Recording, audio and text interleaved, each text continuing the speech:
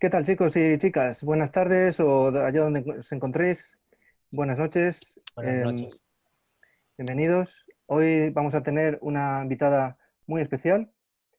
Se trata de la doctora Ana Mafé, que nos va a hablar sobre el Santo Grial, un tema del cual tengo mucha curiosidad.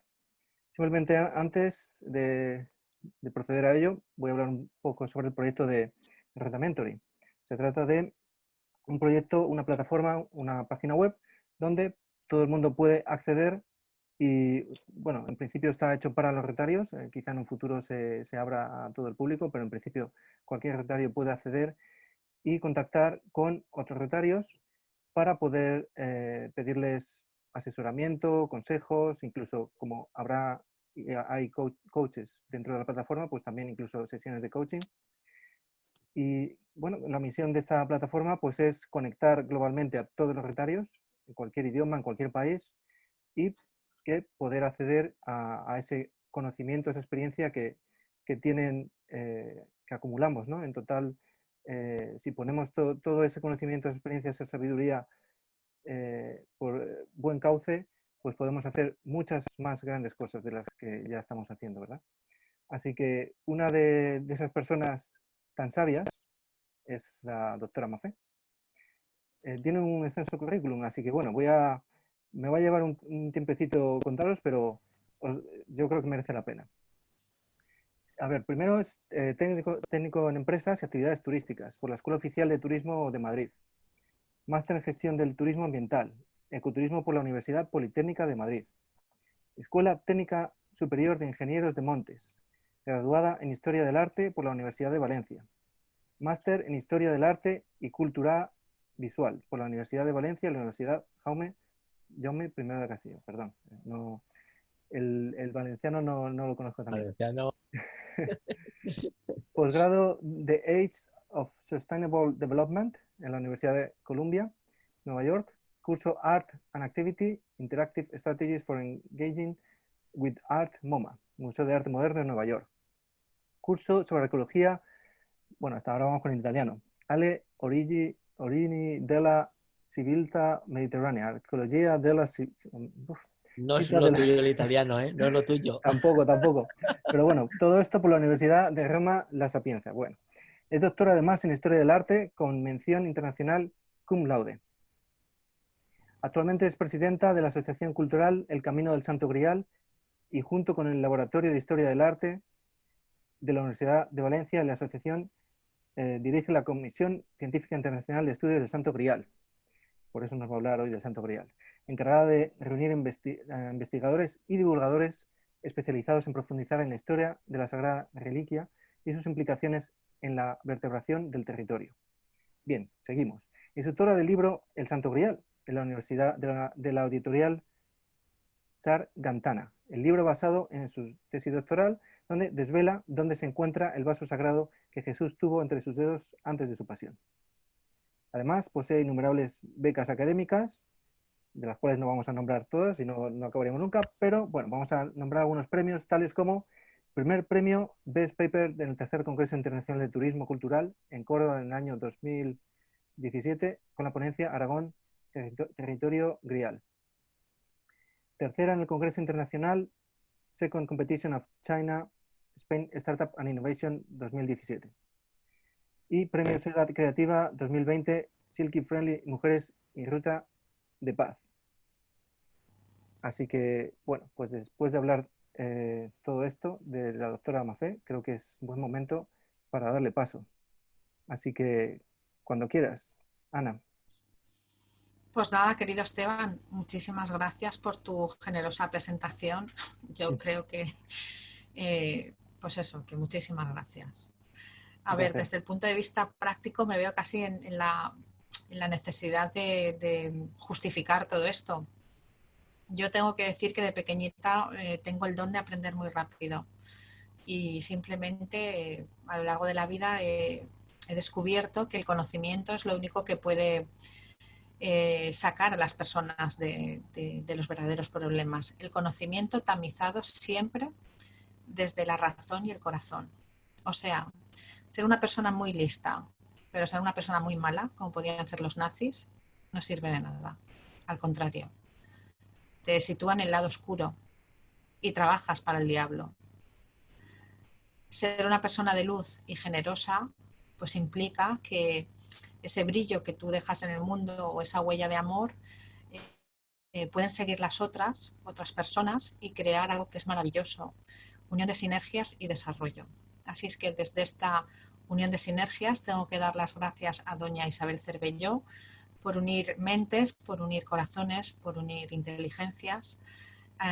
Por supuestísimo al señor Craig por ese magnífico cartel que ha hecho y su generosa distribución en todos los medios, y cómo no, pues a ti, Esteban, pues por estar ahí a los mandos de esta nave de conocimiento, que bueno, que esto va a ser un poco como una especie de arca en donde nos hemos subido todos y espero que todos aprendamos de todos.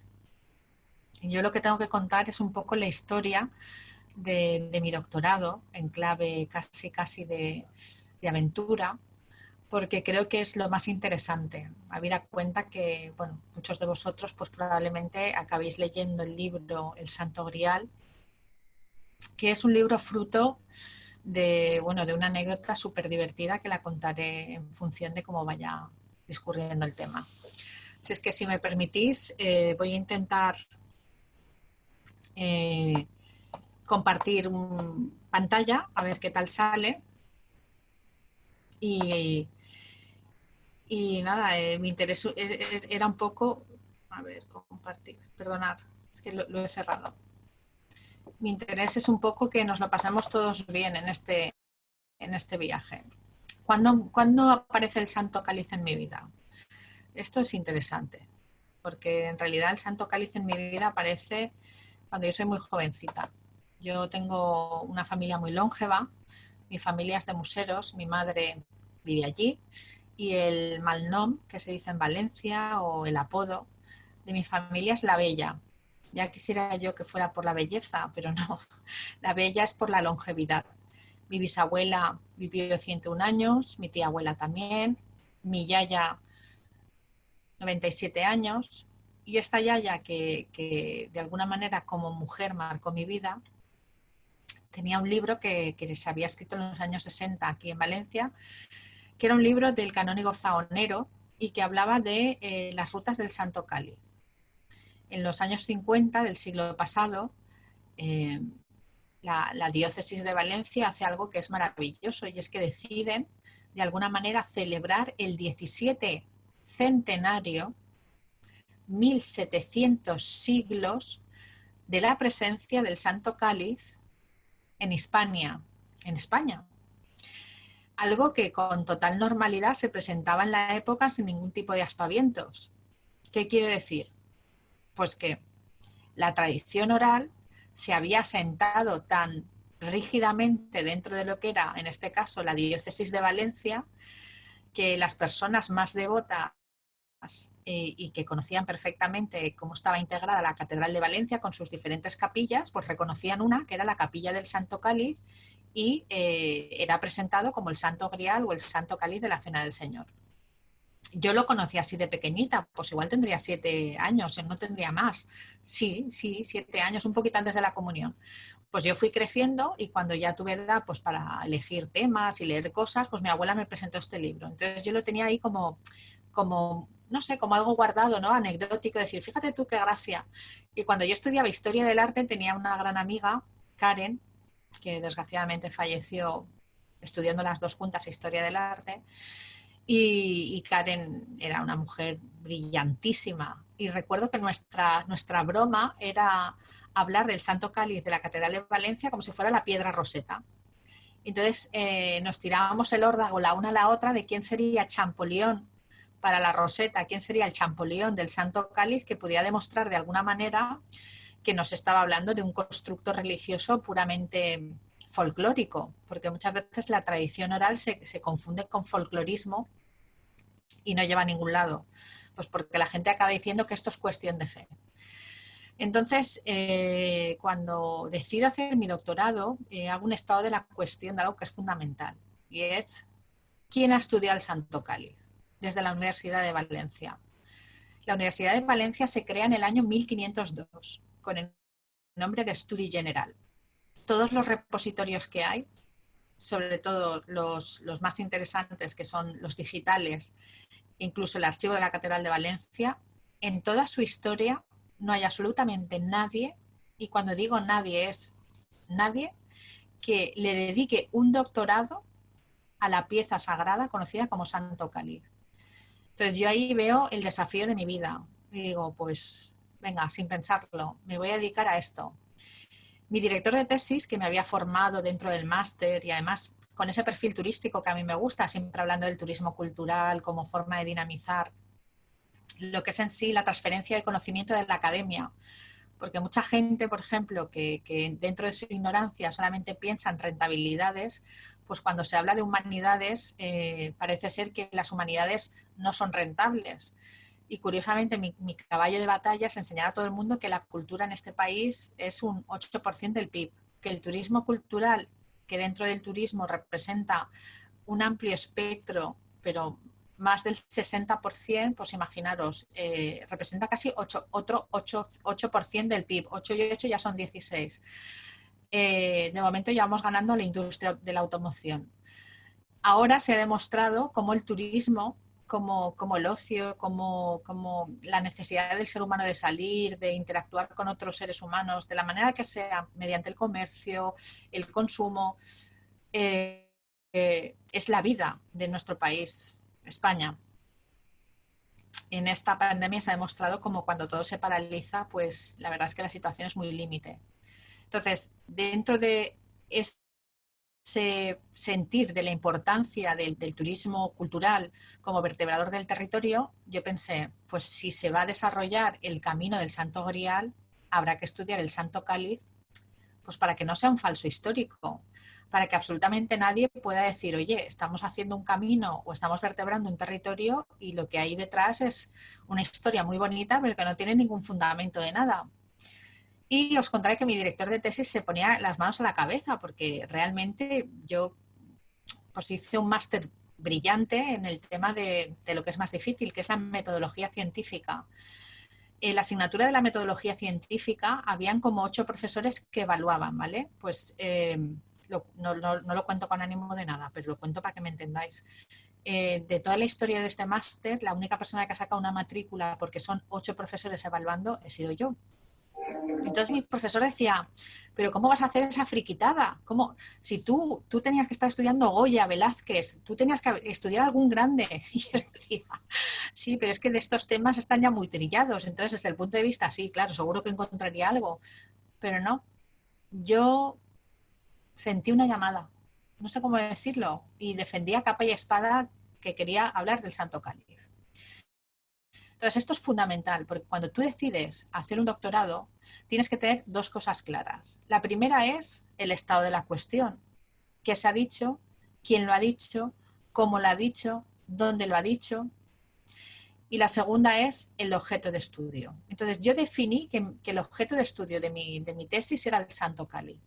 No quién había escrito el Santo Cáliz, no cómo se había pintado el Santo Cáliz, no quién había podido descubrir cosas del... No. Yo me iba al objeto. Entonces, en Historia del Arte tenemos una metodología que es maravillosa, que se llama iconografía, y este método científico, ¿vale? Se desarrolló sobre todo a partir de 1933 con Eduard Panofsky.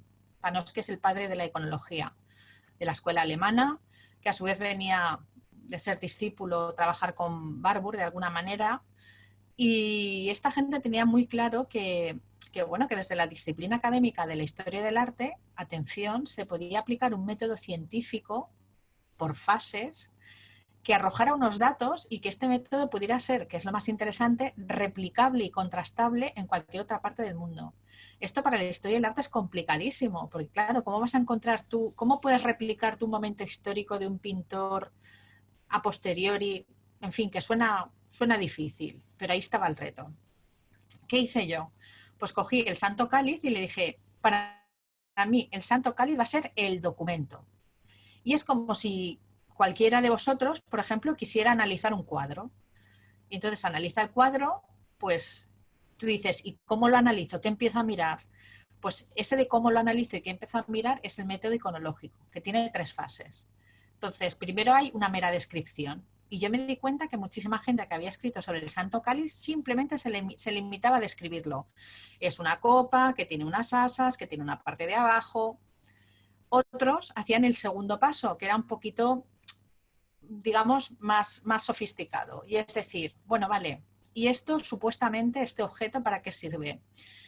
Pues las asas sirven para cogerlo, la parte de abajo sirve para sostenerlo, pero la tercera fase, que es la más complicada dentro de lo que es la aplicación del método, los alemanes tienen una palabra fabulosa que me encanta, yo no la pronuncio muy bien, pero bueno, la traduciré. Es algo así como Weltanschauung. La Weltanschauung es el sentir de la época. Y entonces, para el sentir de la época, yo lo primero que tenía que hacer era preguntarme a mí misma, muy bien, ya tengo esta copa, ya sé cómo es, ya la he descrito, pero voy a intentar averiguar algo que es fundamental. Esta época, disculpar, ¿esta copa de dónde sale? Una Si cosa, os perdona, fijáis, mi perdona, fondo Ana. virtual.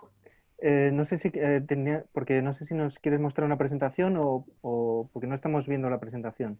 Ah, vale, no, sí, Ah, vale, estoy ahora simplemente. iniciando, luego os Ok, ok. enseño la presentación. Disculpa, continúa, perdón. Nada. Si os fijáis, estoy en un espacio que tiene unos arcos de medio punto, que tiene un suelo muy especial y que tiene aquí escritura cúfica, aquí detrás. Bueno, pues este espacio, así me agacho un poquito, es conocido como el aposento alto. Y se supone que aquí pasó algo muy especial. Se supone que aquí pasó algo así como esto que vais a ver ahora. Un grupo de amigos reunidos y en el centro alguien que recibe un vaso de bendición, porque las copas hebreas para celebrar la Pascua eran copas muy reconocibles por los miembros de la familia, muy reconocibles. Quiero que penséis todos vosotros, por ejemplo, en un objeto de un antepasado vuestro. No sé, el reloj del abuelo, la silla, el coche. Pues nuestros hermanos mayores, los hebreos, cuando celebran su Pesaj, la Pascua judía, tienen una copa de bendición familiar. Una copa de bendición que pasa de padres a hijos y que es un honor mantenerla en la familia.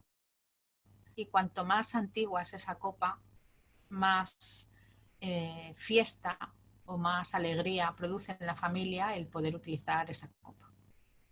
Entonces, era necesario saber si la copa del Santo Cáliz tenía de alguna manera visos de ser una copa judía. Y para eso había que hacer un estudio. Yo he preparado más o menos esta entrada. ¿La veis todos? Sí, se ve. Vale.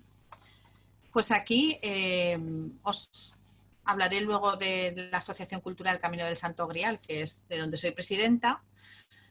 Pero vamos, lo más interesante que hay aquí es que en nuestros estatutos, en el punto 4, pues tenemos que hablar sin duda alguna de lo que es el simbolismo del Santo Cáliz y lo que es su historia. Dentro de este panorama se crea la Comisión Científica Internacional de Estudios del Santo Grial, que invito a que todos quienes tengáis interés en participar en ella, pues habléis con Isabel Cervelló y me lo haga llegar, porque hay algo que es fundamental y es que si las hipótesis no están avaladas por un método científico son meramente opinión. Entonces, el estado de la cuestión del Santo Cáliz era muy claro.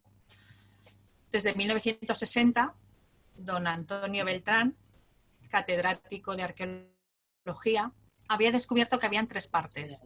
Había hecho un examen descriptivo.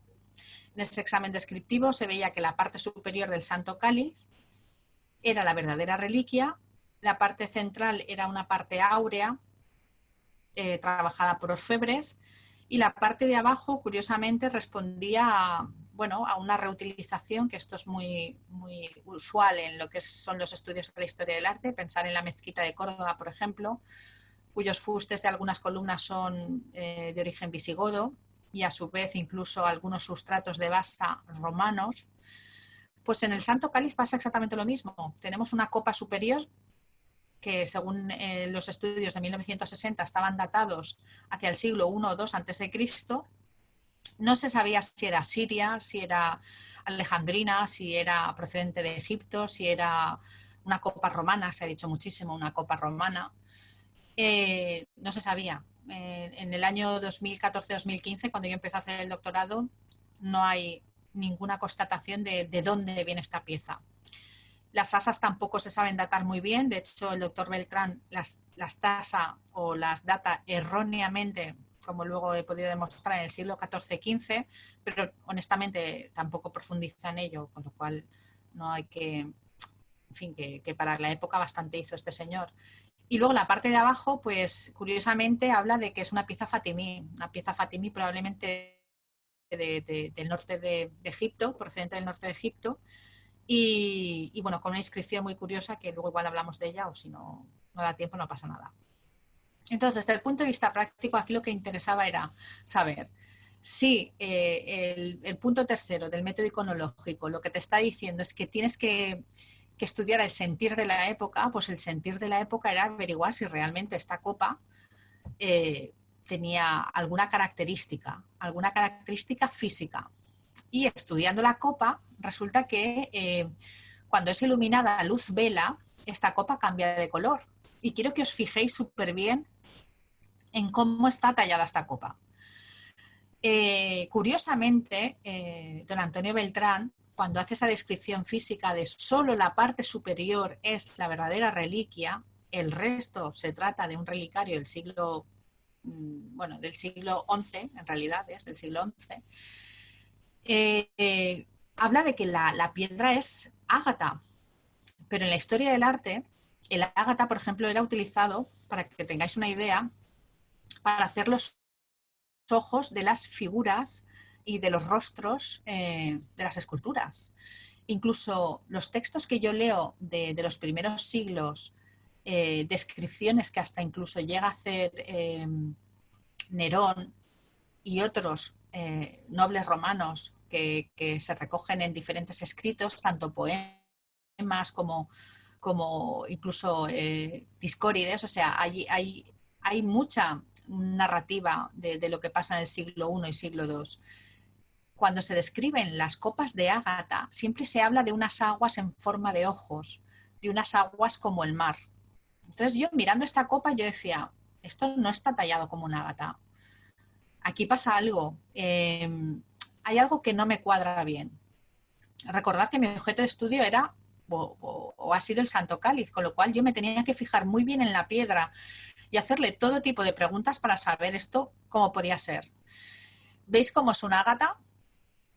Si el Santo Cáliz estuviera tallado como un ágata, tendría este aspecto. Quiere decir, cuando se talla un ágata se busca el aspecto de las aguas, porque curiosamente los vasos tallados en ágata en el mundo romano eran muy perseguidos porque se utilizaban como desencadenante de sueños y de visiones, no sé, como si fuera la bola de hoy en día de estas mediums, ¿no? Para que me podáis entender. Entonces, si os fijáis, no tienen nada que ver esta forma de tallar la piedra con estas aguas que supuestamente deberían de ser la forma de esta copa si realmente estuviera tallada en ágata.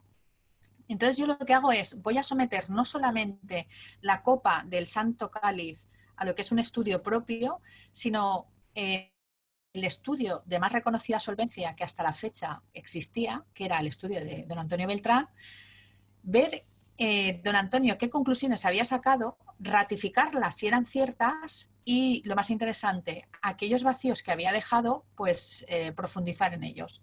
Entonces, don Antonio Beltrán no tiene claro dos cosas. No tiene claro esta copa de dónde viene, él solamente, y en arqueología es muy interesante porque arqueología tiene diferentes metodologías también dentro de lo que es esta disciplina.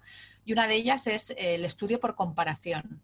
Entonces, cuando la forma de hacer un objeto desaparece,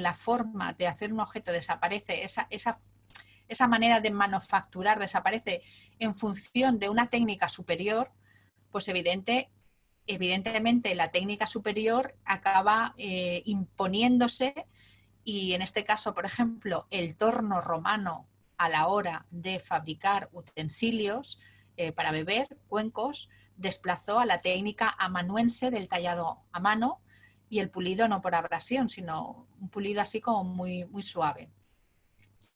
La técnica con la que está fabricada o elaborada la copa superior del Santo Cáliz es una técnica amanuense, no es torno romano.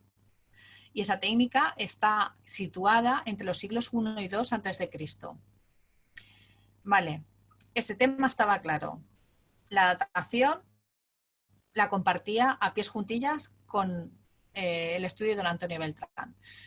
Pero don Antonio se había dejado dos cosas. Esta copa, ¿qué tipo de copa es? ¿De dónde viene? ¿Viene de Egipto? ¿Viene de Roma? ¿Viene de Grecia? ¿Es iraniana? No tenía ni idea. Eso lo deja en el aire. Y la segunda copa, disculpar, y la segunda cosa, él habla de que la copa es de origen pétreo, evidentemente, y habla de que es una ágata que probablemente viene de la familia de la calcedonia, pero no sabe si es ágata cornalina, sardónice, y lo deja en el aire.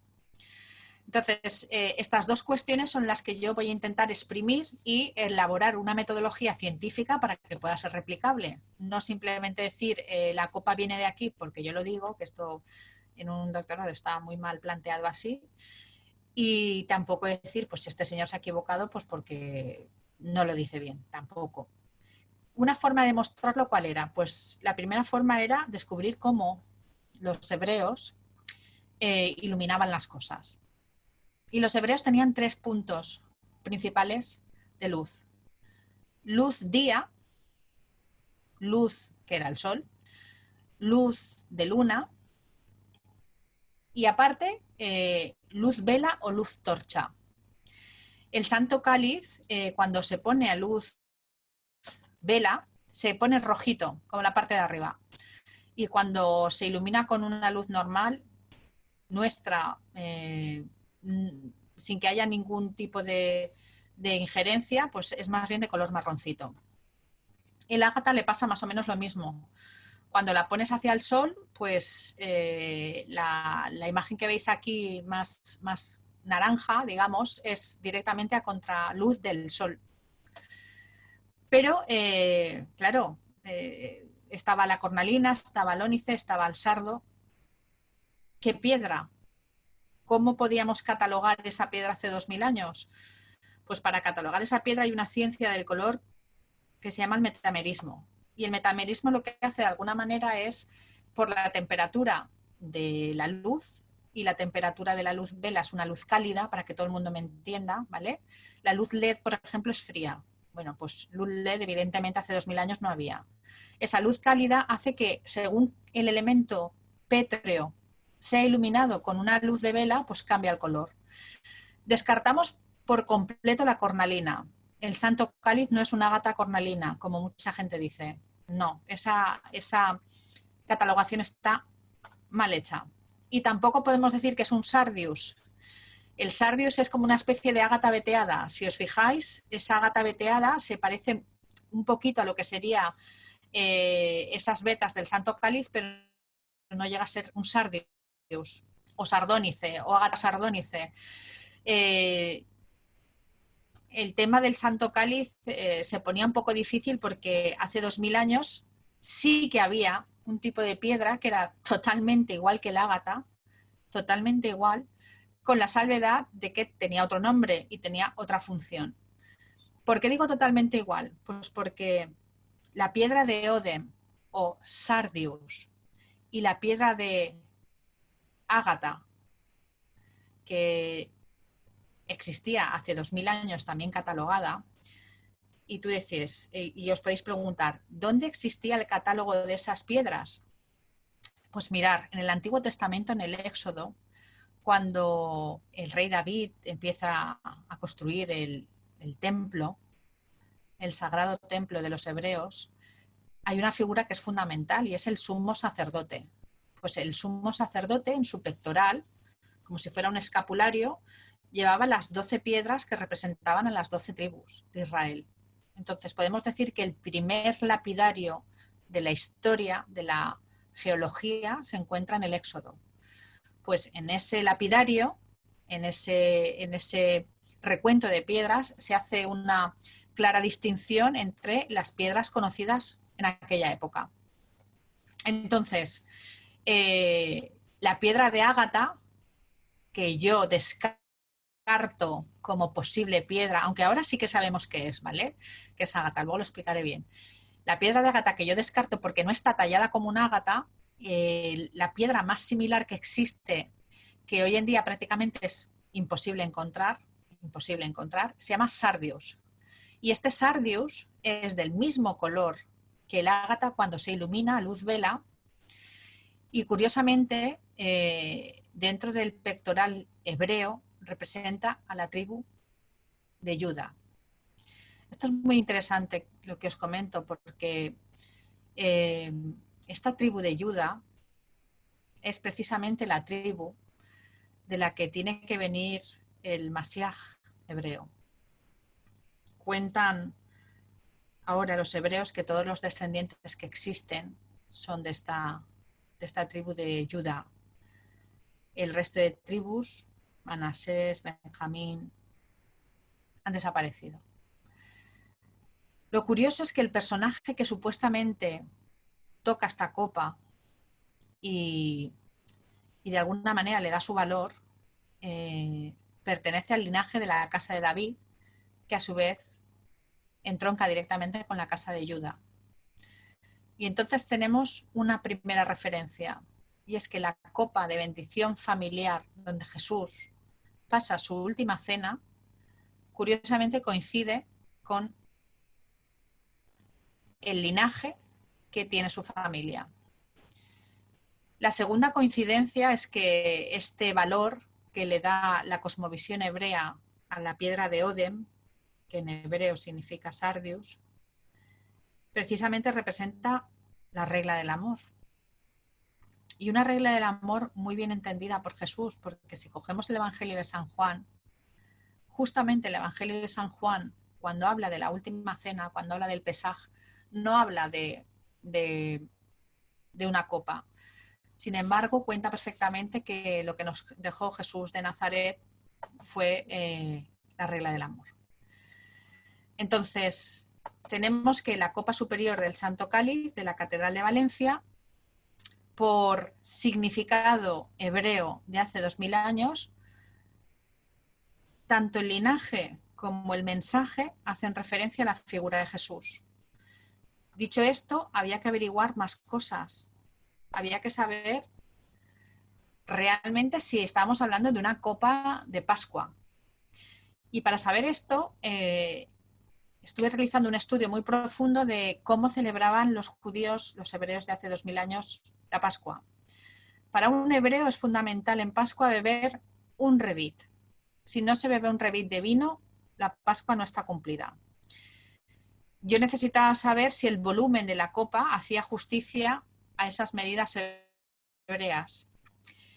Y de repente, estudiando la copa, me di cuenta que la altura de la copa son exactamente 4 dedos.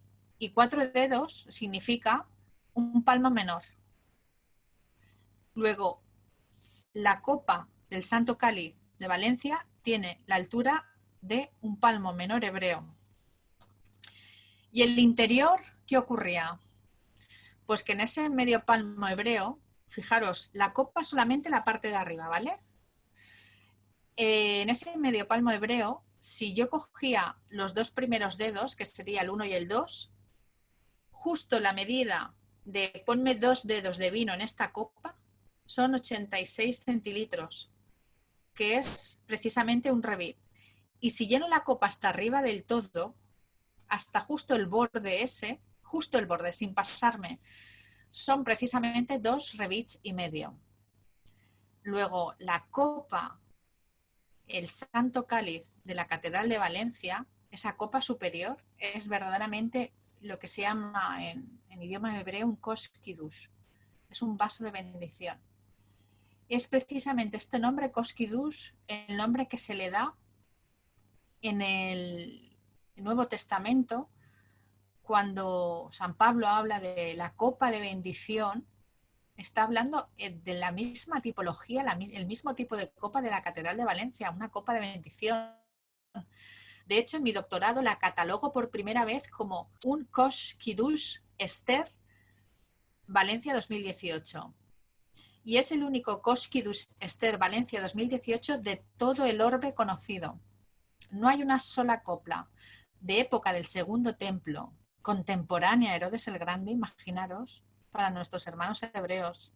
Qué alegría que sepan que un vestigio de su historia está en Valencia. Esta copa está pensada por mente hebrea, ejecutada por manos hebreas y concebida para una celebración hebrea muy concreta, que es la Pascua judía. Entonces, esta conclusión es fundamental porque sitúa precisamente a la Copa de Valencia como la única copa que existe de bendición que pudiera haber estado, sin lugar a dudas, en la mesa de Jesús.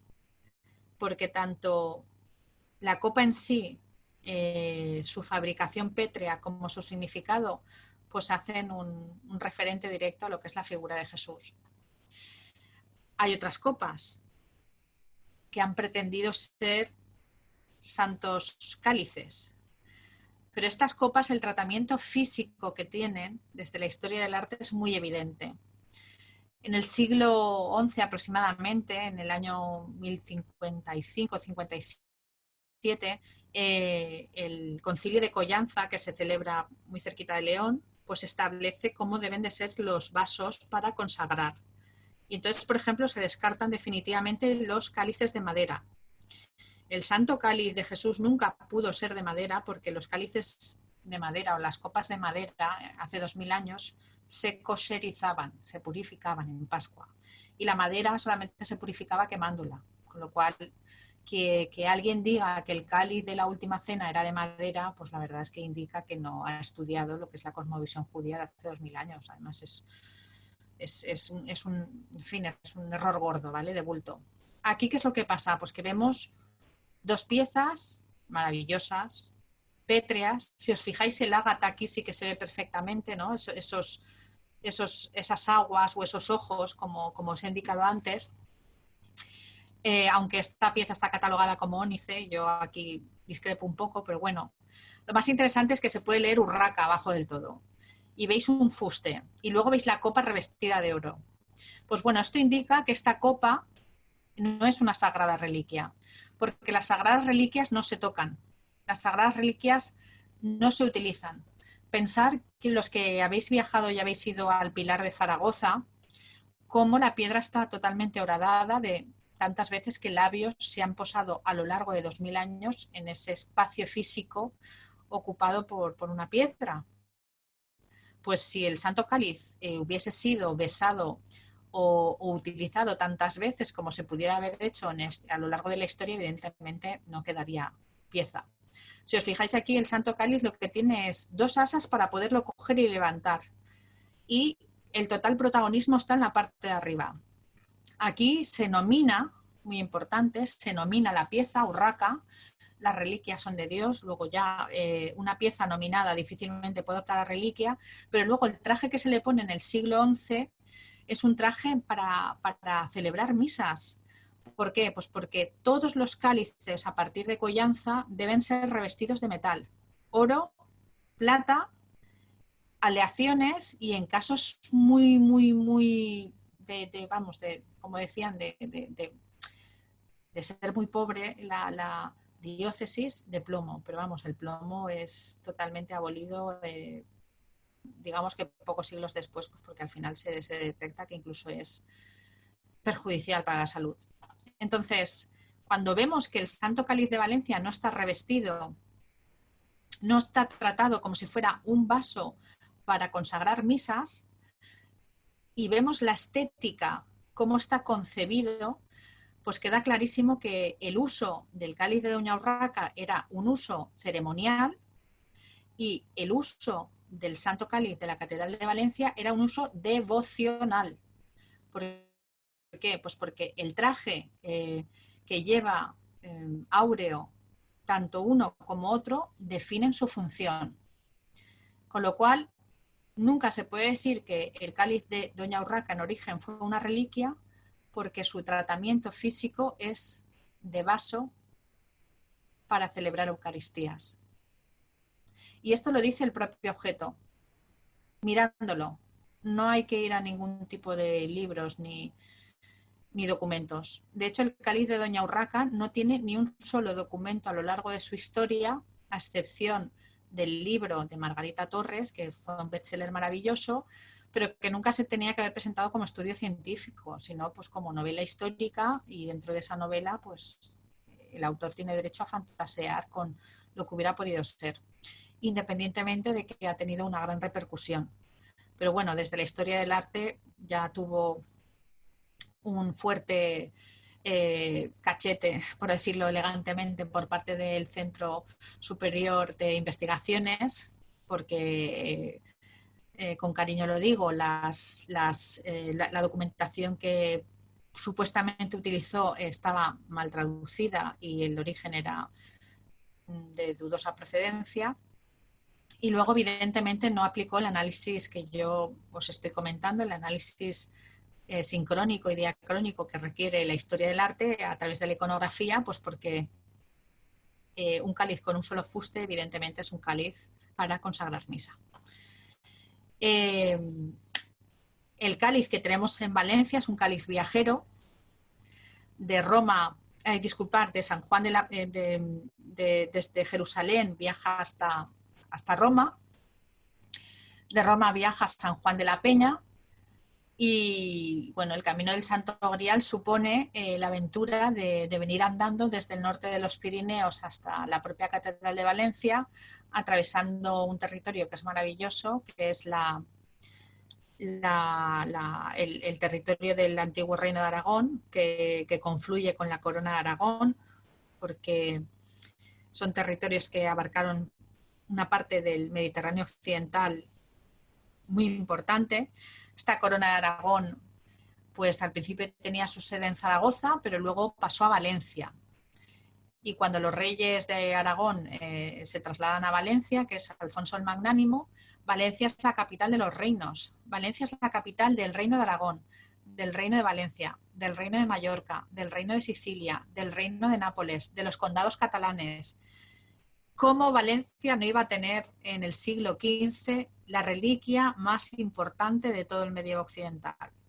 Pues por supuesto que la tenía, y era el Santo Cáliz. Yo he querido cortar aquí porque es que mi doctorado son más de 3 horas y media.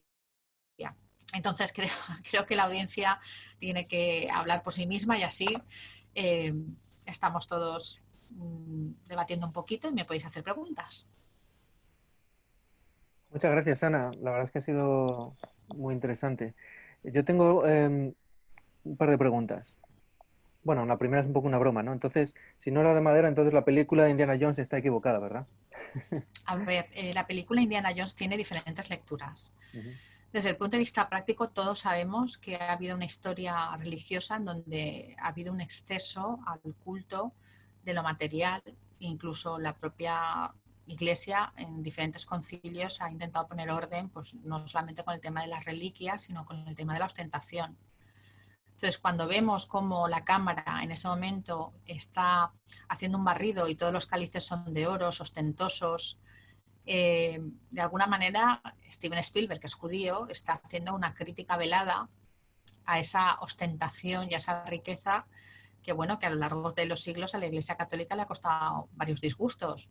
Los calvinistas, en fin, podemos entrar en la historia de lo sagrado, pero es así. O sea, hay una crítica velada a toda esa pomposidad ostentosa de la Iglesia Católica bueno, que si es mal interpretada y mal entendida, pues se puede hacer una crítica, pues eso, pues como la hizo él. Y en realidad, si la Iglesia Católica es la Iglesia que de alguna manera entiende que la memoria de Jesús es a través de la Eucaristía, pues la crítica que para mí, desde el punto de vista práctico, hace Steven Spielberg es: mira los cálices de oro, mira todo ese oro que utilizas para recordar la memoria de Jesús.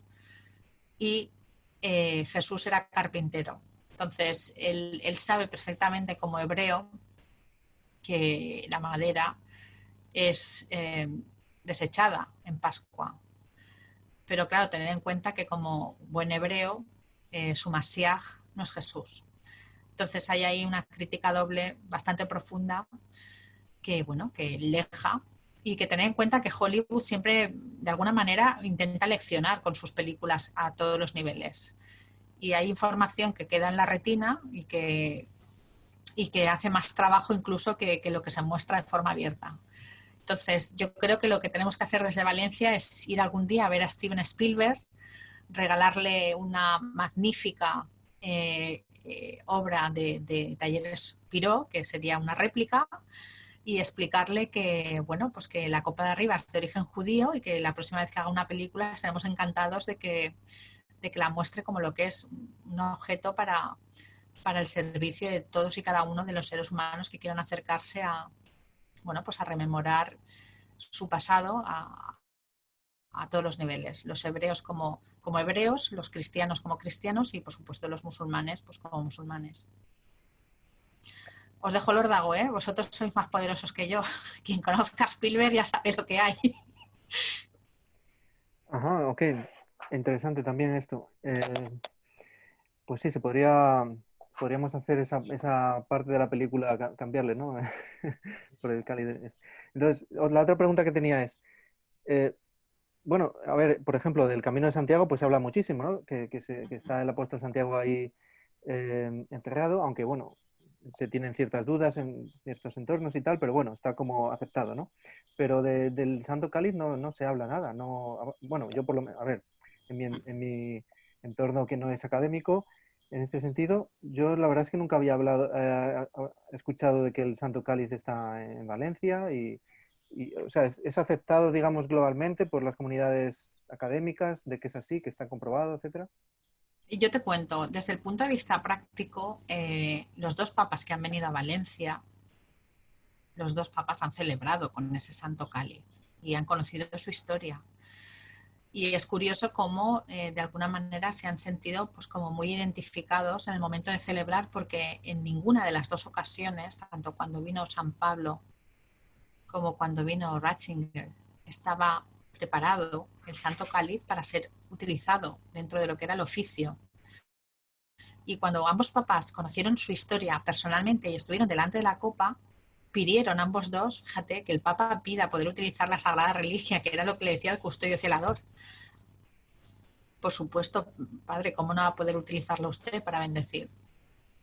Entonces tenemos algo que es fundamental, y es que el Vaticano en el 2014, a petición del cardenal Osoro de aquí, de Valencia, que ahora está en Madrid, a través de toda la documentación que se le libra con un rigor histórico y con un aval documental, pues si hubiera que decir dónde está esa copa que fue utilizada por Jesús y quién la custodió hasta el día de hoy, pues la única candidata dentro de esa tradición oral ininterrumpida durante más de 17 siglos, hablamos de 1700 años, esto es muchísimo, es el Santo Cáliz de la Catedral de Valencia. Entonces, desde el 2014 se da a Valencia, la catedral, un título que es fundamental, que es el título de jubilar. Valencia es ciudad jubilar, al igual que lo es Santiago, con la diferencia de que Valencia lo es desde el 2015. Santiago lleva como aproximadamente 900 años de marketing con respecto a darse a conocer tanto dentro como fuera de Europa. Luego, la desventaja que tenemos ahí es importante ya. Pero la segunda cosa es que si tú pones en en orden las ciudades jubilares por frecuencia, la más importante o las más importantes sin duda alguna es Jerusalén, que es ciudad jubilar a perpetuidad, Roma, y la tercera de la lista es precisamente Valencia, pero es también la ciudad jubilar más joven, digamos, de todo el orbe. Entonces, desde el año 2002, la Asociación Cultural El Camino del Santo Grial, desde la sociedad civil, que esto es un tema que es muy importante porque no hemos querido politizar, pues lleva trabajando en silencio y haciendo peregrinaciones y, bueno, creas o no, en los últimos años pues estamos tomando bastante relevancia y aquí en Valencia se nos conoce bastante bien y en Aragón pues cada vez más. El Camino de Santiago, por ejemplo, en la Segunda Guerra Mundial evidentemente no se hace, en la contienda civil española evidentemente no se hace. Cuando se acaba la guerra civil los maquis estaban en el norte, se escondían por las montañas, el Camino de Santiago no se hace. Y quien lo revitaliza, o sea, quien lo revitaliza de verdad es a raíz de esto. En 1958-59 se realiza la peregrinación del Camino del Santo Grial. Y el Santo Grial sube desde sube desde Valencia hasta Aragón, hasta San Juan de la Peña, por el mismo recorrido que hacemos nosotros ahora, y desde San Juan de la Peña vuelve a bajar.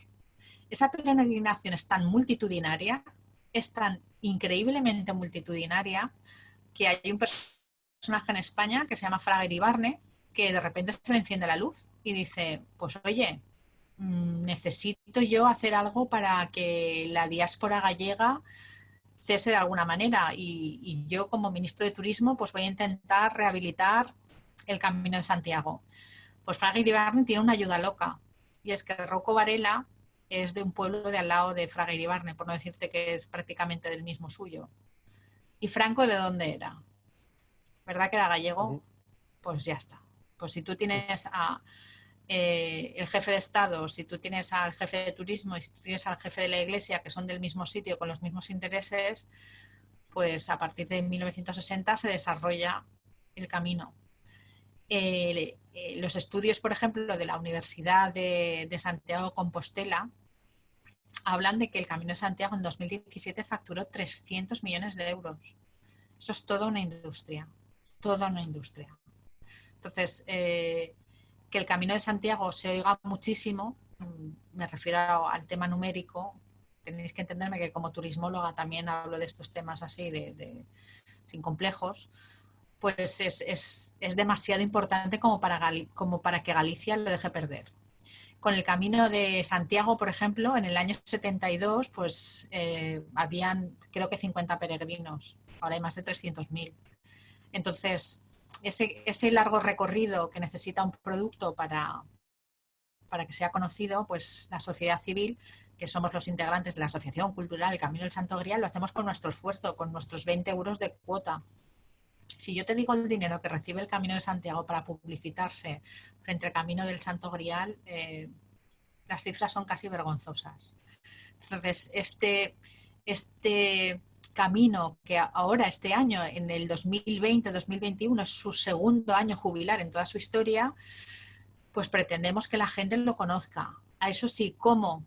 Pues igual que te hablamos de cifras, no sé si habéis visto que en la última diapositiva he puesto algo así como vive la Eucaristía, ¿no? Yo como presidenta de la asociación tengo clara dos cosas. Una es que todo esto solamente puede servir para que las personas que nos emocionemos, nos movamos por el conocimiento, tengamos clara que tenemos que dejar una huella de amor en el mundo. Si tú me preguntas la inspiración de mi huella de amor, ¿cuál es? Pues no te voy a decir ni Obama, ni Madonna, ni absolutamente nadie que no sea mi amigo Jesús. Aquel que hace 2000 años pues curaba enfermos, brillaba tanto que la sociedad de su época no pudo hacer otra cosa que matarlo. Entonces, sí, este es particularmente mi leitmotiv y es lo que intento que sea el camino del Santo Grial, un camino por el que si transitara Jesús, ¿cómo haría las cosas? Pues cuidando a la madre naturaleza, respetando a todos, sin egos, sin ningún tipo de protagonismos, Pues esto es un poco lo que intenta hacer la asociación. De ahí que, pudiendo ser un estómago agradecido de políticos y pudiendo lamer manos y lo que no son manos, pues nos hemos mantenido con nuestros 20 euritos por persona y lo que buenamente podemos llegar, pues hacemos. Si viene alguien y nos ayuda y nos da visibilidad, pues lo agradecemos de mil amores. Pero el camino que llevamos nosotros es un camino más hacia adentro, ¿sabes? No hacia figurar o hacer caja. Por eso no somos tan notorios, porque no tenemos esos recursos que son necesarios y para que puedas llegar a ellos, pues tienes que de alguna manera venderte a una etiqueta política o a un partido que luego cuando se va del poder se diluye todo y se acaba todo. Y yo creo que nos moriremos todos y se seguirá hablando del Santo Grial. Entonces lo que hagamos, pues, no sé, hay que hacerlo bien. No sé si me entendéis. Poco a poco, pero bien. Sí, desde Yo luego. tengo, Sí, perdón, adelante. sí, perdón, Steven. Yo tengo una pregunta, Ana. En primer lugar, muchas gracias porque nos has llevado a un sitio donde olvidamos de wifi, olvidamos de móviles, estamos puramente aprendiendo cosas de historia, que me parece brillante, de verdad, de verdad. Muy interesante y hace falta más jóvenes que escuchen a ti, porque de verdad es un historia brillante, es súper interesante, de verdad. La cosa es que a mí me da interés en saber cómo han escondido cómo han escondido esto, que si tiene tanto valor, cómo lo han escondido, que el camino de Santa Grial, en qué partes tiene significados, que hay unos que han intentado robar, o cómo lo han escondido esto, porque la persona que lleva esto lleva un poco de presión, ¿no? Para llegar a Valencia en condiciones con una cosa tan importante. Mira, el camino del Santo Grial lo llamamos ruta del conocimiento, camino de la paz. ¿Por qué se llama ruta del conocimiento?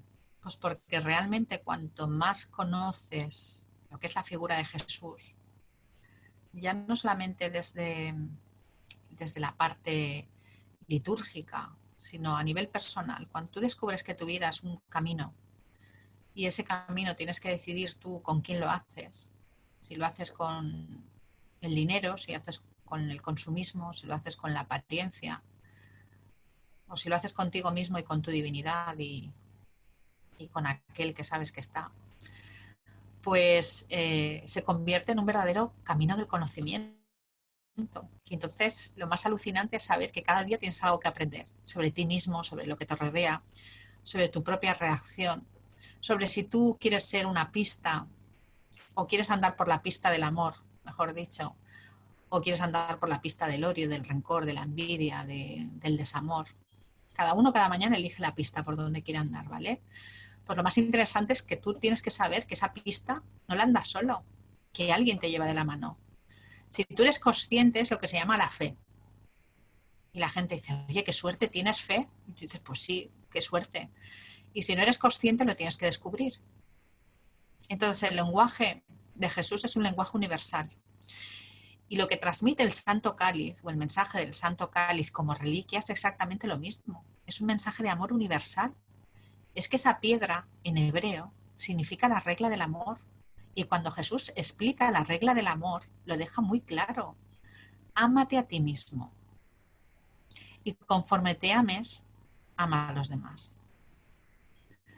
Si el libre albedrío del ser humano fuera utilizado precisamente para hacer eso tan sencillo, querernos con nuestras miserias, tener misericordia de nuestros propios errores, amarnos con nuestra forma humana de barro. Madre mía, esto sería una pasada. Y se llama Camino de la Paz porque resulta que esta reliquia nunca fue ganada a fuego y espada. Esta reliquia salió de Jerusalén de manos de Pedro y la familia de Jesús. Cuando en el año 35 lapidan a San Esteban en Jerusalén, los judíos, los hebreos del momento dejan muy claro que allí los seguidores del nuevo Mashiach sobran. Y si se quedan, van a sufrir. Y Jesús esto de alguna manera también lo explica. Él habla muchas veces de la destrucción de Jerusalén. Entonces, si antes del año 70 el último concilio, digamos, o el primer concilio, mejor dicho, o donde quedan todos los apóstoles y se reparte cada uno donde va a ir. Santiago, Hispania. San Andrés, que se vaya hacia la India. Pedro con Pablo a Roma. Bueno, pues ese reparto de espacios y de lugares hace que San Pedro, con familiares y amigos de Jesús, se vaya a Roma. Y lo curioso es que cuando hago mi doctorado, que todo esto lo explico aquí, a ver si tengo, lo voy a poner, todo esto lo explico aquí, a ver.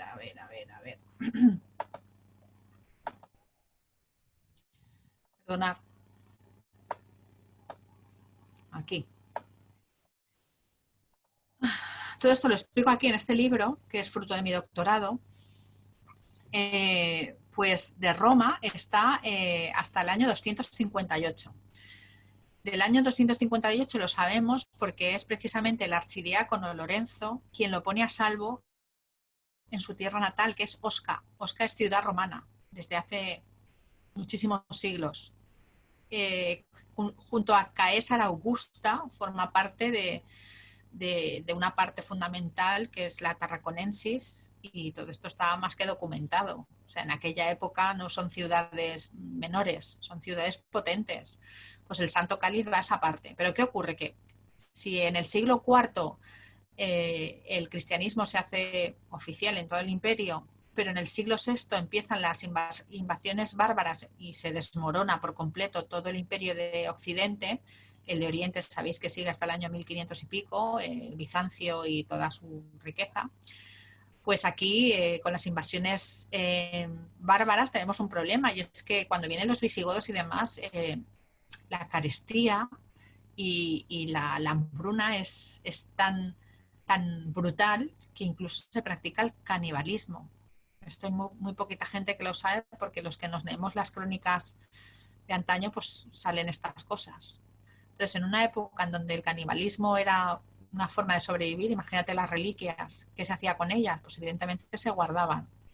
Pues cuando ya empezamos a respirar un poco, en el 711, a través de la batalla de Guadalete, ¿qué pasa en el sur de España? Pues que entran todos los sarracenos. Y otra vez, el tema de las reliquias y los objetos religiosos son motivo de disputa, o bien como tesoro, o bien pues como destrucción. Y entonces, ¿qué ocurre? Pues que, de nuevo, la diócesis de Huesca y la de Zaragoza se refugian en los Pirineos. Y en esos Pirineos, ¿qué ocurre? Pues que hay un reino incipiente que ha tenido muy poco recorrido histórico en España, porque no se ha contado nada de lo que es el reino de Aragón y de sus reyes, que empiezan a hacer una frontera cristiana. Y en esa frontera cristiana hay dos lugares míticos. Uno es la ciudad de Jaca, que es la primera ciudad con fueros en toda Europa, y otra es la ciudad, el Real Panteón Monasterio de esos reyes de Aragón, que es donde finalmente se custodia el Santo Cáliz. En Aragón, este Santo Cáliz está prácticamente 900 años. Está hasta el año 1399 en San Juan de la Peña, custodiado por los monjes. El rey Martín el Humano lo pide hasta en 3 ocasiones, y Martín el Humano en 1408 muere. En 1420, la capital de Valencia, la capital de los reinos ya es Valencia. Entonces, desde 1408 a 1409, evidentemente el cáliz está en Aragón y ¡plam!, acaba en Valencia. El rey tiene su propio relicario y un mosén que se lo cuida, pero cuando este mosén muere y el rey nuestro está en Nápoles, porque en Nápoles se siente muy querido y muy amado, pues este rey Alfonso el Magnánimo pide que se custodie su tesoro en la catedral, porque es el edificio más seguro de toda Valencia. Y como ya habían hecho otros reyes en otros puntos diferentes de la geografía europea cristiana, estas reliquias las utilizan para pedir dinero. Entre ellas, el último préstamo que pides para consolidar su poder en Nápoles, y como muere en Nápoles y nunca más regresa, y su dinastía de rey aragonés pues se ve truncada por la dinastía de Isabel la Católica, para que todo el mundo me entienda. Al final, quien triunfa en España son los reyes castellanos. Pues ese dinero nunca se devuelve, y esa prenda digamos que la acepta la Catedral de Valencia. La Catedral de Valencia tiene el relicario de la corona de Aragón más grande, o sea, es alucinante. Tanto es así que cuando vienen los franceses saben perfectamente que hay un relicario de primer orden. La Catedral de Valencia en 1812 se dedica a guardar todo el relicario y a trasladarlo hacia Mallorca, con el Santo Cáliz y un mosén que lo lleva. En Mallorca tienen la gran idea de fundir casi todo, porque así con ese oro fundido pueden pagar cañones, tropas para hacer frente a los alemanes, a los franceses. Y finalmente, pues medio relicario desaparece con gran pesar, más de medio relicario desaparece con gran pesar, porque eran piezas de primer orden.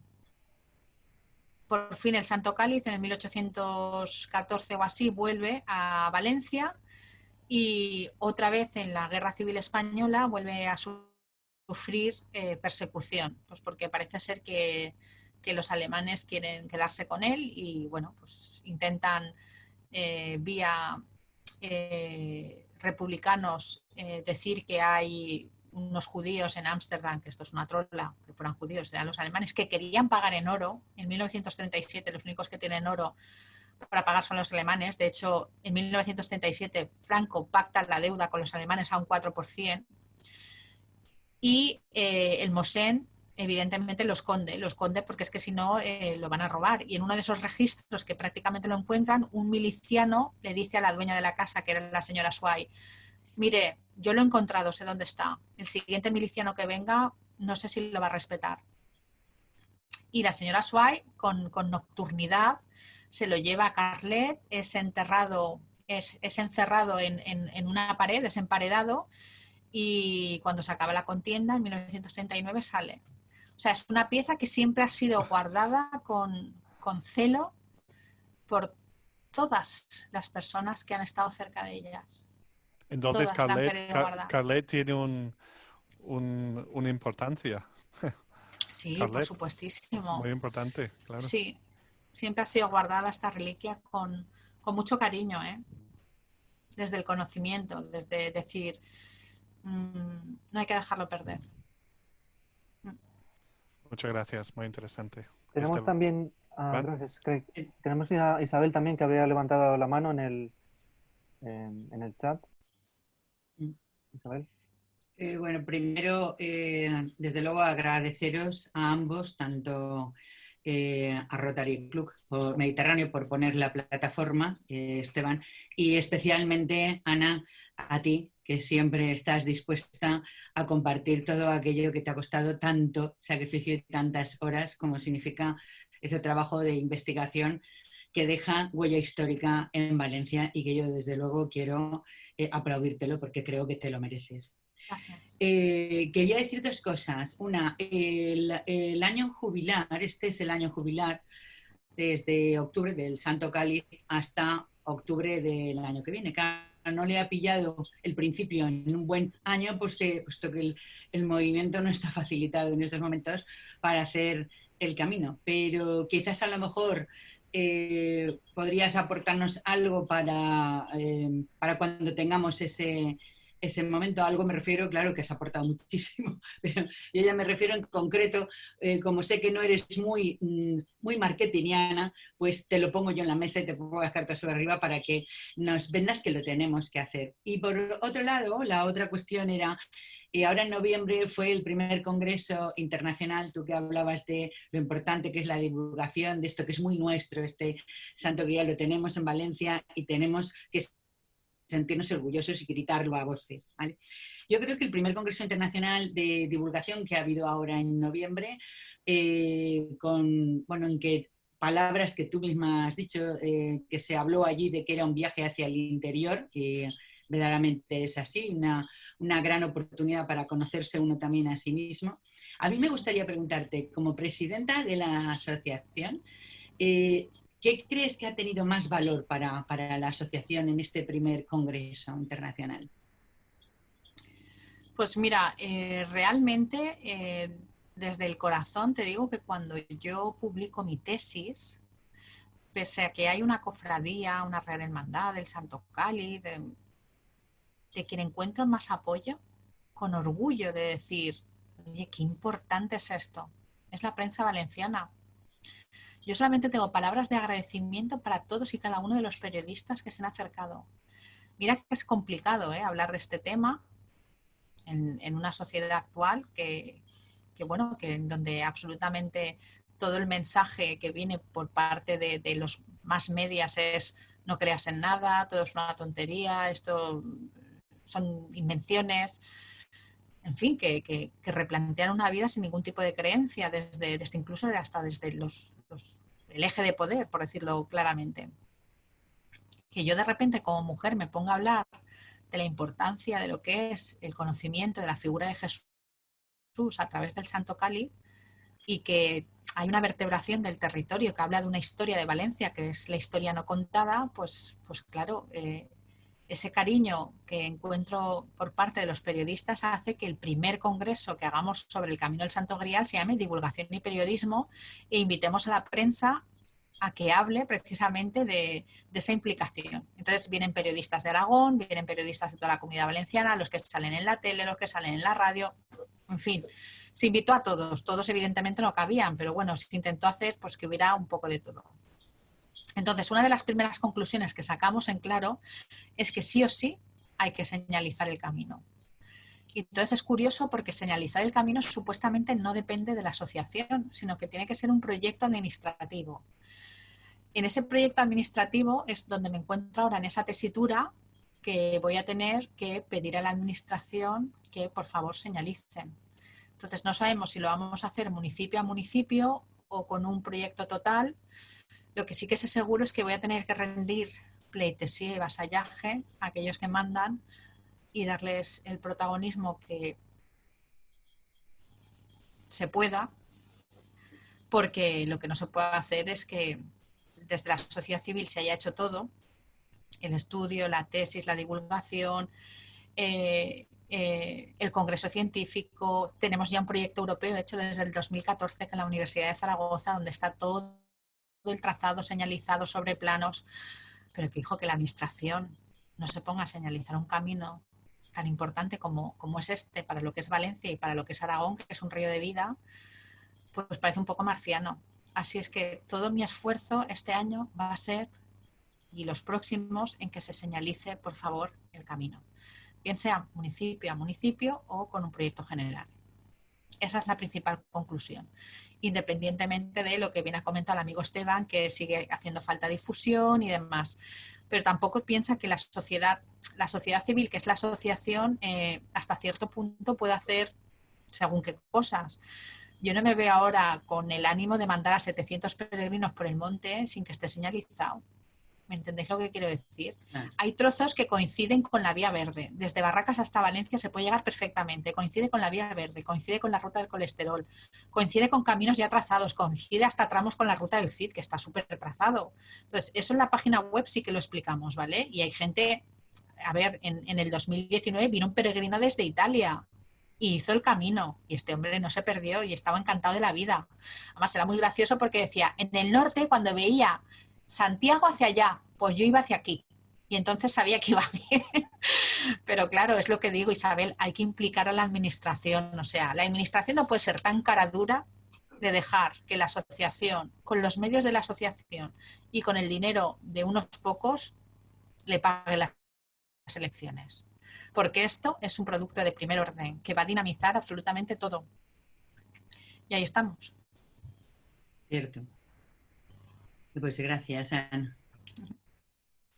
Vale, ahora Concepción también tenía una pregunta. Sí, hola, buenas noches. Bueno, digo lo mismo que Isabel. Gracias, Ana, gracias, Esteban. Esto es increíble, lo estáis haciendo súper bien. El sistema de las conferencias es fantástico y del mentoring, del Rota Mentoring. Y Ana es magnífica, me ha encantado porque eres una comunicadora con un grado altísimo de conocimiento y una gran comunicación. Transmites muy bien, muy bien. Yo tengo dos preguntas. Una es un poco también la de Isabel, ¿no? Entonces ya me la has contestado, que era la del camino que hay que hacer, cómo podemos hacerlo. Nada, yo soy por comprar 200 kilos de pintura y 200 brochas y llamaros a todos y decir, oye, si nos denuncian nos partimos la... Oye, pues mira, Rotarios en acción, ¿eh? Yo no he hecho el de Santiago, pero me parece que me estreno con con el del Santo Grial. Me estreno con el de Valencia del Santo Grial, seguro. Y bueno, una pregunta es, respecto con el Santo Grial. Entiendo o no lo sé, te pregunto, porque la verdad es que me imagino que habrá alguna ciudad más o algún Santo Grial más por ahí que se reclame como verdadero, ¿verdad? ¿Tenéis un competidor, digamos, más o menos? Mira, yo te lo cuento. Cuando hago el estado de la cuestión, que esto es muy francés, esto se lo inventan los franceses, ¿vale? El estado de la cuestión es, antes lo he explicado, qué es lo que se ha escrito, quién lo ha escrito, por qué lo ha escrito, cuándo lo ha escrito, obedece a qué interés es eso que ha escrito. Entonces te das cuenta que la historiografía del Santo Cáliz o del Santo Grial se divide en dos. Una que es novela pura y dura, ¿vale? Y ahí hay animaladas de todo tipo, desde temas esotéricos que me parecen muy bien, porque es verdad, todo tiene su trascendentalidad y su parte de verdad, hasta temas realmente ridículos. Y cuando digo ridículos es que tú no puedes pretender que, por ejemplo, el Sacro Catino, que está estudiado por la Academia Francesa en el siglo XIX, datado hacia los siglos V y VI de nuestra era como un cristal, porque se pensaba que era de esmeralda, no, es un cristal de Bizancio, ¿vale? Digamos, de procedencia oriental. Tú no puedes pretender que un elemento del siglo VI estuviera en la mesa pascual del siglo I. O sea, esto es anacrónico total, esto es infumable. Si coges otros cálices, que casi todos son del siglo XI o XII, quedamos igual. Si coges el caldero de Gundestrup, que es un caldero de 42 litros, eso no es una copa de pesaje. O sea, ¿sabes lo que te quiero decir? Entonces, claro, hay tan poca seriedad a la hora de analizar esos elementos que dices, pues muy bien, tú te lees una novela o te lees un libro de pseudoensayo y de repente te pones a retafila y tú dices, ¿y esto qué tiene que ver con una copa de Pascua? Pues no, la única copa de Pascua que existe en todo el orbe de época del Segundo Templo, que es como nuestros hermanos los hebreos miden el tiempo. Tened en cuenta que ellos van por el año 5700, no sé si 36 o 37, no lo sé. Este dato lo doy así un poco a lo loco, no me lo tengáis en cuenta si me he equivocado.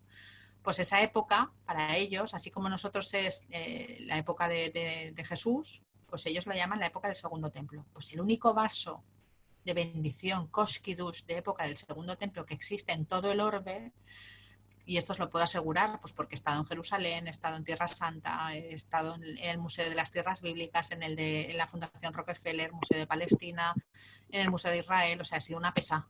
Y además me he visto todos los repositorios del Getty, nada, está en todos lados. Hasta incluso repositorios de Egipto, porque también sabéis que los hebreos estuvieron muchísimo tiempo en Egipto, pues nada, la única copa de bendición que existe en todo el mundo entera es la del Santo Cáliz de la Catedral de Valencia. Por lo tanto, el resto, por ser anacrónicas, pues carecen de sentido. Pero bueno, está muy bien llenar libros diciendo que si el cáliz de madera de... No. Y el Vaticano el Vaticano la tiene reconocida como el cáliz de la última cena. Sí, además en el Vaticano me pasó una cosa súper curiosa. Yo en el libro cuento una cosa, pero en realidad fue totalmente... Mira, ahora me da cosa como contarlo. Bueno, fue otra historia. De hecho, en el Vaticano me dijeron en varias ocasiones, queremos tu tesis, porque esa copa debe de estar aquí. Y yo digo, sí. Bueno, aún me están esperando. Ya me entiendes. Cuidado que nos la quitan. Se supone que no, porque el tráfico de reliquias está mega prohibidísimo por ellos mismos. O sea, que es que... Además, a mí me hace gracia porque si tú coges el Santo Cáliz y dices, vale, ahora que conocemos la reflexión y la refracción, que son dos propiedades de la luz, sobre todo se descubren a través de Maxwell y del siglo XIX. O sea, es imposible que un hebreo pudiera distinguir entre este ágata y el odem, porque solamente se distinguen por la refracción. Entonces, si la refracción hasta el siglo XIX no se estudia, pues a ojo de buen cubero, yo creo que se equivocaron. Bueno, pues si tú coges tanto el odem como el ágata, ¿vale? Y dices, ¿qué significa? Pues mira, el ágata significa para los hebreos luz y el odem significa amor. Y si tú coges una canción que se canta aquí en Valencia, es una pasada. Porque yo te digo, Valencia es la tierra de las flores. Isabel, ¿y tú qué dices? Valencia es la tierra de las flores, de la luz y del amor. Y del amor. De la luz y del amor.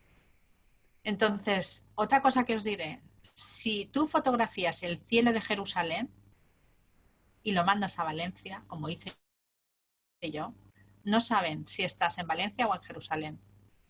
Yo que he vivido 14 años en Mallorca, el cielo de Mallorca no es el cielo de Valencia. El cielo de Valencia es espectacular. Pues el único cielo que he encontrado igual de espectacular, y he estado en Brasil, he viajado por el Mediterráneo, he estado tantas veces en Argelia que no sé las veces que he estado. El único cielo que se parece al de Valencia es el de Jerusalén. Y esto me parece maravilloso. ¿Qué cosas? ¿Qué casualidad? Pues sí, chica, qué casualidad. Qué casualidad. Entonces sí, tiene que estar aquí en Valencia. Valencia tiene que ser el punto focal de Europa occidental. Y os lo voy a explicar por qué. Sabéis que aquí en Europa, nuestros vecinos, los franceses, montaron una gorda en el 1789. Liberté, fraternité, égalité. Pues casi 300 años después podemos decir que sí, que la igualdad es un tema que en Europa se ha trabajado mucho. Como mujer lo puedo decir, no es lo mismo ser una mujer europea que ser una mujer hindú. Y esto lo tenemos todos clarísimo. La liberté, pues 3/4 de lo mismo. Libertad de circulación, yo cojo el coche, ahora no, porque hay lo que hay, pero sabéis que me puedo plantar perfectamente en Austerlitz sin ningún tipo de problema, con mi DNI. Pero ¿y la fraternidad? ¿Qué hace Europa con la fraternidad? Pues esa, para mí, es la gran asignatura pendiente. Y el camino del Santo Grial tiene que ser un camino de fraternidad. Si Europa como continente tiene que enseñar algo al mundo, hemos perdido el tren de la tecnología, hemos perdido el tren de la robótica, hemos perdido el tren de lo que es la competitividad pura y dura. Pero a fraternidad no nos tiene que ganar nadie. Y al mundo venimos a ser humanos. Así es que el orgullo de ser europeos empieza por ahí, por el buen entendimiento de la fraternidad. Y ese tiene que ser nuestro sello.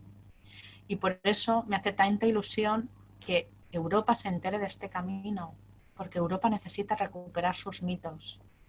Y el Santo Grial es un mito europeo. Y hay que ponerlo en valor. Por lo que representa. Porque nos representa a todos. Es un mensaje de amor universal. Para todos y todas. Eso es el Santo Grial.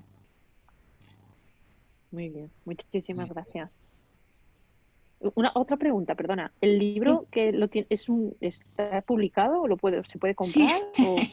Tú Vale. pones a Amazon el Santo Grial, doctor Ana Mafé o Ana Mafé o no sé, y sale. Por cierto, Pues Isabel, he pedido el teléfono de Catalina Davis porque le debo... Lo tengo aquí, hija mía. Digo, si me pregunta lo voy a sacar. Lo tengo aquí. ¿Y se Te puede lo comprar mando por por otro WhatsApp. sitio que no sea Amazon? ¿Se puede Sí, comprar? claro, en cualquier librería. Vale. En cualquier... La editorial es de Valencia, pero distribuye por toda España. Vale. Entonces te acercas a tu librería y dices, el Santo Grial, Ana Mafé, Sargantana, y te lo llevan seguro. Vamos, yo soy de comprar en librerías. En la librería Paulina está aquí en el centro de Valencia, por decirte algo, porque estuve el otro día y le quedaban 2 ejemplares, o sea que puedes ir. Lleva En ya la un año, FNAC. ¿no, Ana? No sé. Casi ¿Cómo? un año llevará ya en el mercado, ¿no? No, que va. No. ¿No? Salió, a ver, es que hija, tuve tan mala suerte que lo presenté el 29 de febrero y pude hacer una presentación. Pude hacer una presentación solo del libro. Entonces, claro, pues con una presentación y ninguna, Claro, pues esto es como el vino chiste. Vino el COVID. Entonces, no sé, pero bueno, pues eso, que en las librerías, sí. Para estas navidades es un buen regalo. Es que me lo has quitado de la... Y además te voy a pedir un favor, a ver cómo nos organizamos para que me lo dediques. Claro, a ver, será un honor. Luego, claro, a ver cómo lo Será un podemos honor. hacer Tú ponte en para contacto con regalarlo. Isabel y que Isabel Eso. prepare algo y yo acudo donde sea y ya está. Venga. Sí, además os diré una cosa. Esto la verdad es que no lo explico porque hay gente que se asusta, ¿vale? La mente tiene algo muy especial.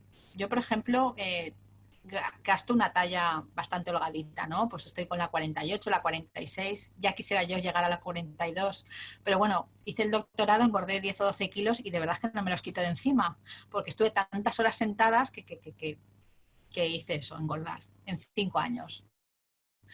Entonces, la mente no le ocurre eso. Si tú tienes la talla S y pasas a la talla M, nunca vuelves a la talla S. Y si de la talla M pasas a la XL, pues nunca jamás vas a volver ni a la M ni a la S. Entonces, esto yo lo descubrí a través de libros, de muchos que he tenido que leer, muchísimos, y sobre todo libros que se llaman iniciáticos. Os he dicho que he leído muchos libros sobre el Santo Cáliz, entonces a veces un conocimiento te lleva a otro. Entonces, cuando he hecho este libro, he pretendido utilizar el mismo esqueleto que se utilizaba en la Edad Media para que el conocimiento aumentara haciendo este libro. Con lo cual, quien lee este libro y profundiza, pues de la talla S pasa a la M. Y así, o igual puede pasar a varias más. ¿Y cuándo se produce eso? Porque la gente me dice, ¿cómo sé yo que la mente me ha crecido? Pues mira, cuando tú estás leyendo el libro y de repente te dices a ti misma, voy a volver a leer la parte de atrás. En el momento en que te ocurre eso, uno de los principios herméticos se está cumpliendo. Desandar lo desandado. Desandar lo andado significa volver atrás. En el momento en que te pasa eso con el libro, ya estás cambiando de talla. Pero esto no lo sabe casi nadie, esto lo digo a vosotros. Muchas gracias. Nada. Bueno, eso de los principios herméticos me suena a lo de Kybalión, ¿no? El libro este del Kybalión, no sé si tiene algo que ver con eso. Sí. Es verdad. Uno de los grandes estudiosos del Kybalión fue Einstein. Y Einstein lo que pretendió en un momento dado fue refutar estos grandes principios a través de sus estudios de la física. Y al final Einstein se volvió más humanista que no sé qué decirte. Se dio cuenta que realmente si la ciencia no está reubicada hacia un humanismo íntegro, no tiene sentido. Sí. Esto daría para otra charla más, esto del Kybalión. Bueno, ¿alguien más tiene alguna pregunta? Marian, abre el micro, sí. Bueno, dar las gracias, Ana, por todo lo que nos has transmitido, a Isabel también, porque gracias a Isabel te conocemos, tenemos contacto, Clay, por supuesto, y Esteban. La verdad, sí, encantada. Es una presentación maravillosa en la que, como repito, transmites pues mucha emoción, mucha ilusión, y la forma de explicar las cosas nos llegas al corazón, de verdad. Gracias. Yo quería preguntarte una cosa porque has hablado de Egipto. Yo he estado varios años en Egipto y sobre todo he visitado mucho el barrio copto. En el barrio copto está la iglesia de Santa María, en el que en realidad, aunque es la iglesia de Santa María, es San Jorge al quien más representa la iglesia. Allí conocí a un cura y él nos dijo que la reliquia del Santo Cáliz estuvo allí, estuvo bastante tiempo allí. Y ahora yo te pregunto, ¿es verdad? ¿Estuvo en el barrio copto? En el barrio copto también nos comentó que estuvo Jesús y María, estuvieron refugiados allí y bueno, nos contó que la tuvieron allí. A ver, hay una historia no contada del Santo Cáliz. Desde el punto de vista práctico, la pregunta del millón es, Jesús, la última cena, ¿en qué casa la celebra?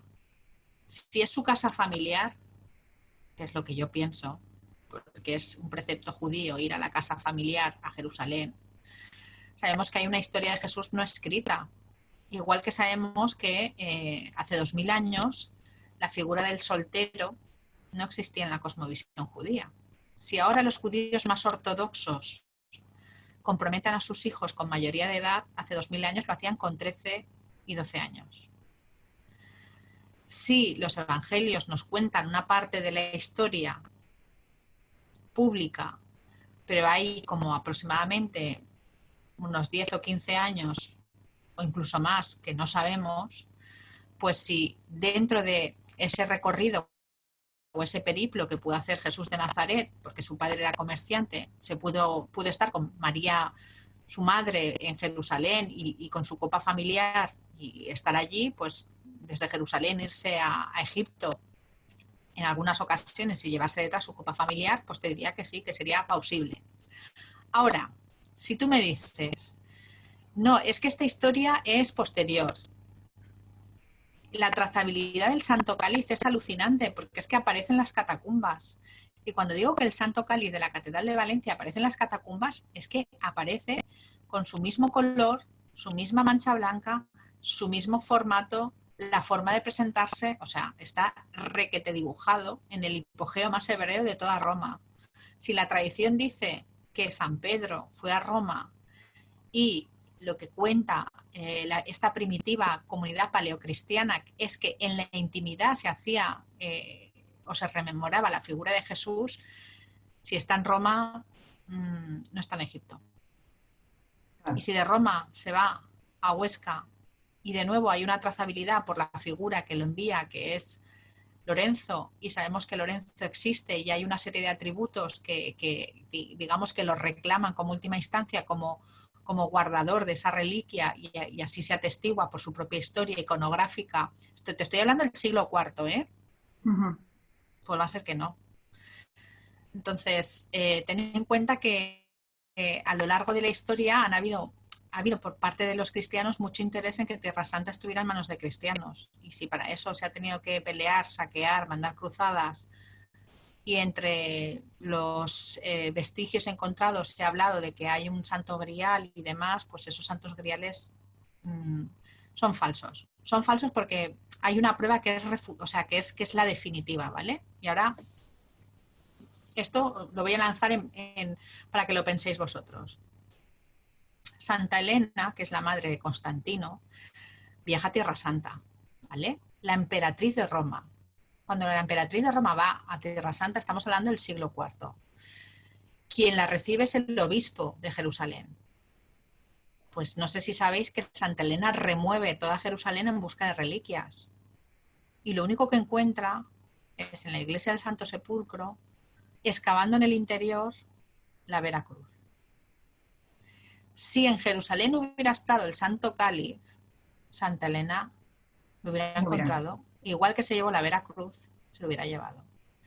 Pero si no teníamos bastante con eso, hay un dato que es maravilloso, que es una matrona española que se llama Egeria, que algunos lo llaman como la monja Egeria, que también habla de su viaje a Tierra Santa. Y entonces, en todo su viaje, en el siglo III, IV, V, me da igual porque hay, por el tipo de latín que se utiliza, unos lo ponen en una época o en otra, las alusiones que hace al Santo Cáliz son nulas, o sea, no existen. ¿Cuándo empiezan a salir estos cálices de Jerusalén, que luego parece ser que son robados y demás? Pues empiezan a salir en el siglo VI y VII. ¿Me entendéis? Sí, entonces, en el siglo VI y VII, pues sí, vamos, decían que si el cáliz era de ónice primero, pero luego era de plata. En uno decía que cabían hasta 12 galones, o sea, imaginaros, 2,5 litros. No. No puede ser. El Santo Cáliz de la Catedral de Valencia, de verdad que tiene una trazabilidad increíble. Increíble. Para empezar, es hebreo. Luego, sí o sí, estuvo en Jerusalén. Luego lo encuentro en las catacumbas de Roma. Luego lo encuentro en los frescos de las iglesias de los Pirineos. Luego en un bajo relieve, que esta es una obra conocidísima, de la Catedral de Jaca, contando toda la historia en el siglo XI de lo que es San Lorenzo, cuando la leyenda áurea, que es la leyenda que cuenta la vida hagiográfica de los santos, que la escribe Jacobo de la Vorágine, que es el obispo de Génova, la escribe en el siglo XIII. Pero es que en el siglo XI ya hay un bajo relieve que está contando esta historia. Entonces, ¿ese bajo relieve de dónde sale? Pues de una tradición ininterrumpida que viene a avalar, pues, de forma gráfica, digamos, esa tradición que nos ha llegado hasta nuestros días. Entonces, este cáliz nunca es ganado a fuego y no va perdido ni se encuentra. No. Este cáliz en todo momento se sabe lo que es la sagrada reliquia que tuvo Jesús entre sus dedos y se cuida como tal. Mide solamente 3 milímetros de espesor. Imaginaos la cantidad de copas que se nos ha roto a todos nosotros en las manos. ¿Nunca se reviste con metal como la reliquia del de Doña Urraca? Es Nunca que, se ha... es que la copa de Doña Urraca no es una reliquia. Ajá. Es una copa antigua que se utiliza para hacer un vaso de misa, para que todo el mundo me entienda, ¿vale? Entonces, ese vaso de misa tiene que tener unas características físicas que la teología litúrgica en el siglo XI lo dice. Si algo tiene la religión católica es que se codifica todo. Se codifica cómo tiene que servirse una mesa, cuántas luces tiene que haber, si 6 velas, si 10, si 11, si el toque de campana son 3, si nos arrodillamos, si nos levantamos. Esto nos viene de nuestros hermanos los hebreos. Entonces, este tipo de cosas que ahora se pueden negociar, no, yo es que me voy a casar de beige. Ah, no, pues yo me voy a casar con pantalones y vestida de traje chaqueta. Pues chica, hace 2000 años no se negocia nada de todo esto. Y en la Edad Media todavía menos. Entonces, cuando tú ves un objeto de la Edad Media que cumple una función, es esa y no otra. Esto pasa, por ejemplo, con... Mira, te pongo un ejemplo y lo ves enseguida. Si te enseño 2 fotografías, una mujer vestida de negro. Venga, a hacer todo este ejercicio. Imaginaos, una mujer vestida de negro, así posando, como con cierta dignidad. Y una mujer vestida de negro y lleva unas gafas de sol y está así hecha polvo.